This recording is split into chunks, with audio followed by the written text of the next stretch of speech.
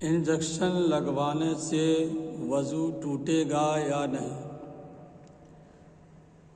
Injection لگوانے سے وضو ٹوٹتا ہے یا نہیں ٹوٹتا ہے؟ آپ اس مسئلے کو بہتر طریقے سے آپ جان لیں تو انشاءاللہ العزیز بہت ہی باتوں کا علم ہر نمازی کو، ہر مسلمان کو نہیں ہے، لہذا میں اس سے گزارش کروں گا کہ آپ حضرات اس ویڈیو کو دیکھیں اور سنیں اور انشاءاللہ کچھ سیکھیں۔ آپ اللہ عز و جل کے بارے میں سیکھیں کہ ہم اور آپ جو رب کی بارگاہ میں سجدہ کرتے ہیں، کیا وہ ہمارا سجدہ قابل قبول ہے کہ نہیں؟ اللہ تعالی ہماری نمازوں کو قبول فرماتا ہے یا نہیں؟ اور پھر نہیں ہماری نماز قبول ہوتی ہے یا نہیں ہوتی ہے، ہم اس کی جائزہ لیں، خود اپنی نماز کا جائزہ لیں کہ ہماری نماز صحیح ہو رہی ہے کہ نہیں ہو رہی ہے۔ اب انجیکشن لگوانے کی بات ہے کہ انجیکشن لگانے سے وضو ٹوٹے گا یا نہیں ٹوٹے گا؟ حضرات محترم، نمبر 1 ہے گوشت میں انجیکشن لگانے میں صرف اسی صورت میں وضو ٹوٹے گا کہ یعنی انجیکشن لگانے کے بعد بہنے کی مقدار میں خون نکلے۔ جہاں انجیکشن آپ نے لگوایا ہے، جس حصے میں جسم میں، وہاں سے اگر خون نکل کر بہہ گیا تو آپ کا وضو ٹوٹ جائے گا، اور اگر نکلا لیکن اپنی جگہ پہ رہ گیا، اب نکلا اپنی جگہ پہ ہی رہ گیا تو وضو نہیں ٹوٹے گا، اور نہیں نکلا تو کوئی بات ہی نہیں نکلا خون تو کوئی بات ہی نہیں۔ نمبر 2، جبکہ نس کا انجیکشن لگا کر پہلے اوپر کی طرف خون کھینچتے ہیں۔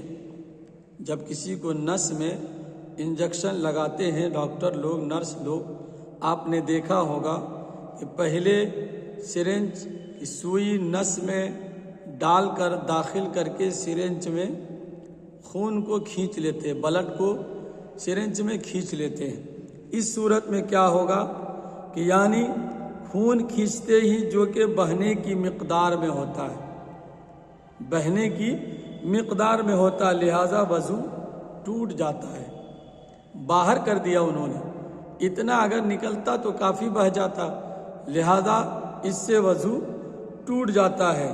نمبر 3، اسی طرح گلوکوز وغیرہ کی ڈراپ نس میں لگوانے سے وضو ٹوٹ جائے گا، کیونکہ بہنے کی مقدار میں خون نکل کر یعنی نلکی میں آ جاتا ہے، یعنی سرنج میں آ جاتا ہے۔ ہاں، اگر بالفرض بہنے کی مقدار میں خون نلکی میں نہیں آئے، یعنی سرنج میں نہیں آئے تو وضو نہیں ٹوٹے گا، وضو نہیں ٹوٹے گا۔ نمبر 4، سرنج کے ذریعے ٹیسٹ کرنے کے لیے خون نکالنے سے وضو ٹوٹ جاتا ہے۔ وہ تو کافی خون نکالے گا، 5 گرام 10 گرام، تو وضو اس سے کیا ہوگا؟ ٹوٹ جائے گا، کیونکہ یہ بہنے کی مقدار میں ہے، بہنے کی مقدار میں ہوتا ہے، اسی لیے یہ خون پیشاب کی طرح ناپاک بھی ہوتا ہے۔ خون ہمارا کیا ہے؟ پیشاب کی طرح ناپاک بھی ہوتا ہے۔ اس خون سے بھری ہوئی شیشی جیب میں رکھ کر نماز نہ پڑھیے کبھی بھی۔ آپ بہت سے لوگ مسلمان ڈاکٹر ہیں یا نرس یعنی ڈاکٹر ہیں، کمپیوٹر ہیں، یعنی اگر وہ شخص جو ہے کسی کے خون کلیکشن کرتے ہیں، بلڈ کلیکشن کر کے اپنے کسی جانچ گھر میں پہنچاتے ہیں، اور راستے میں نماز کی اوقات، نماز کا ٹائم ہو گیا تو لوگ کیا کرتے ہیں، اس کو اپنی جیب میں رکھ لیتے ہیں اور نماز شروع کر دیتے ہیں۔ حضرات محترم، ایسا کبھی نہ کریں۔ آپ ڈاکٹر ہو یا ڈاکٹر کے پاس رہتے ہو یا جانچ گھر میں رہ کر دوسرے کے یہاں جا کر کے بہت سے لوگ بلڈ کلیکشن کر کے نکال کر کے سرنج میں رکھ لیتے ہیں، اور لے جا کر کے جانچ گھر میں دیتے ہیں۔ تو آپ تمامی حضرات سے میری گزارش ہے، اپیل ہے کہ آپ ایسا ہرگز نہ کریں کہ راستے میں اذان ہو گئی یا نماز کا وقت آ گیا تو ہم اور آپ جو ہے اس طرح نہ کریں، بلکہ آپ پیشاب کی طرح اسے ناپاک سمجھیں، بلکہ یہ خون پیشاب کی طرح ناپاک بھی ہوتا ہے۔ اس خون سے بھری شیشی جیب میں کبھی رکھ کر نماز نہ پڑھیے۔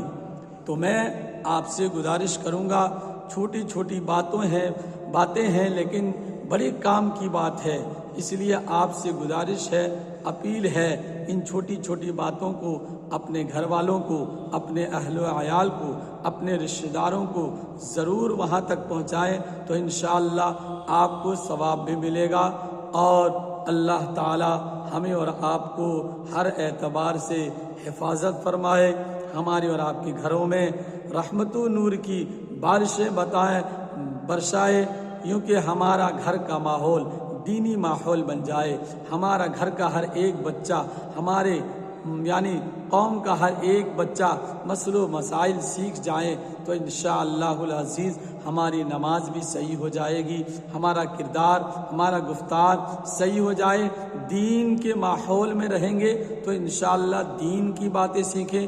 یوں تو موبائل میں آج کل، کمپیوٹر میں، یوٹیوب میں طرح طرح کی باتیں ہوتی ہے، لیکن آپ جب بھی سنیں دین کی بات سنیں تو انشاءاللہ آپ دین کی بات سیکھ بھی جائیں گے، اور آپ کو کسی جگہ پہ جانے کے بعد احساس نہیں ہوگا، کمتری کا احساس نہیں ہوگا۔